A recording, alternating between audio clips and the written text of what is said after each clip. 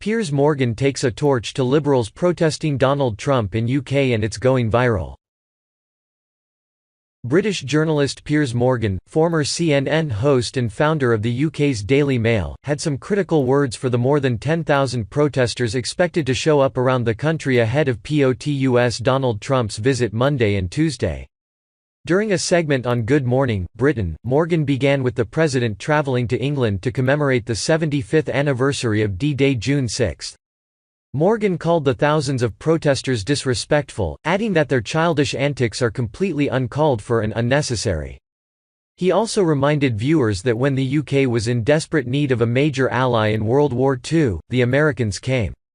"I think, actually, indeed, they are a little bit disrespectful to be waving baby balloons all around the place at the President of the United States," he explained. "When we needed the Americans in World War II, they were there for us. And if our response to that country is to have bigger protests against the leader of the United States, than it ever was against the leader of Saudi Arabia or China or Russia, there's something a bit warped about our values," Morgan said. "Is Trump really worse than Putin or King Salman?" Morgan asked. "Americans fought and died alongside us on D-Day.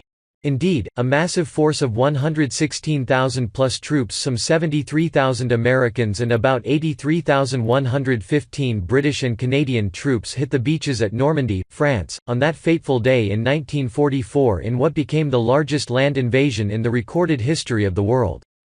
But none of that matters to today's protesters, some of whom plan to fly a large blimp of a crying, angry baby Trump."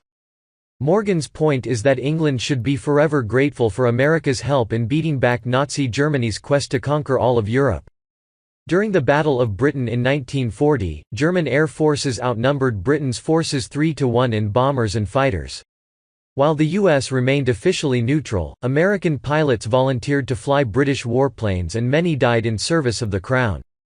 Morgan has not been shy about his support for POTUS Trump.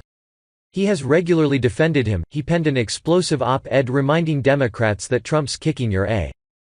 He wrote that the media hates him, Hollywood hates him, but every hysterical piece of abuse they throw at him just makes Trump stronger, and now the Democrats are heading for a midterms disaster.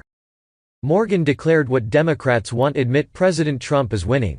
There is simply no other way to fairly interpret the fact that he's just hit a new high in his approval rating. Even better for Trump, he's officially more popular than his predecessor Barack Obama was at the exact same stage of his first tenure as president. Boom.